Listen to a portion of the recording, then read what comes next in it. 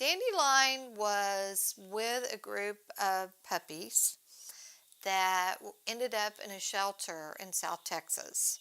It was 5 siblings, and their mother was also in the shelter with them. And in this case, sadly, the mother didn't make it, which left the 5 puppies, and a rescue group actually in South Texas rescued the puppies. They ended up coming to Dallas, where I ended up getting involved.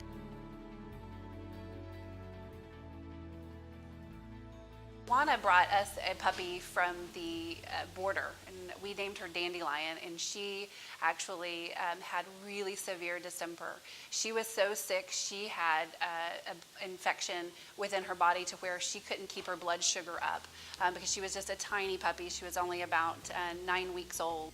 She was bad. She was very bad.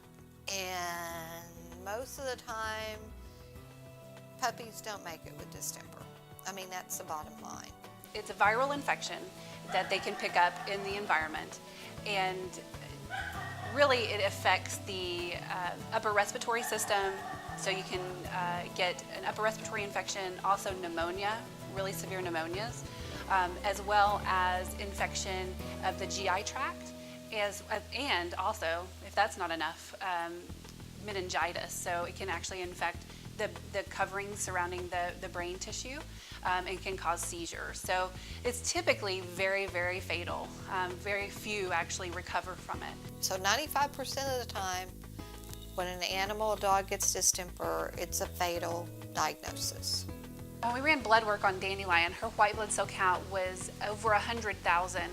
Normal should be about 15,000. So she was mounting a really high immune response to the bacterial infection that she had going on, as well as probably this distemper virus. So that was really good that we could see that she was actually mounting a good immune response, but you could tell how severe the infection was whenever it should be normally 15,000, and it was actually 115,000 total. After about 12 days of IVs and all kinds of antibiotics, one night I called Tawana. I was like, I don't think she's going to pull through.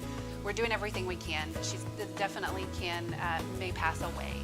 I just told Dr. Barr, I said, come on, let's think of something else. You know, we got to try something.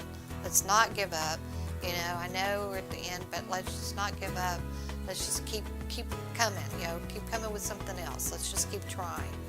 And so we kind of got a spark of, you know, newness to try, you know, to keep trying. She kind of turned the corner that night and started eating. We kind of did everything we could that we would potentially help her, and she started eating, and she just made an uphill recovery. It was a long uphill, but she finally made it, and she's 15 weeks old now and doing great.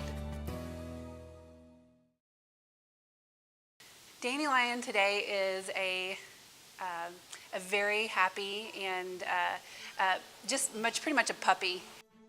Dandelion is very active now. She runs around, she's getting into things, she's eating and chewing up on everything, but she's doing really well. She's an incredible, you know, case, and she's a survivor, and she turned out to be the cutest dog. Absolutely adorable. I think underneath we were all rooting and hoping that Dr. Farr would end up keeping her, because definitely she had her heart and soul in Dandelion for sure. I adopted Dandelion after treating her for 12 days in the hospital for distemper. It's been about 1.5 years since we had a dog in our household, since we had a dog for 16 years, and my daughters really kind of fell in love with her here at the hospital. So we decided to give it a weekend to see how she would do with my cat at home. So it all worked out great, but I decided to adopt her because she was really cute. She had a great personality. She was really laid back and just allowed my daughters to hold her and cuddle with her, and didn't really put up a fight. She was just really laid back.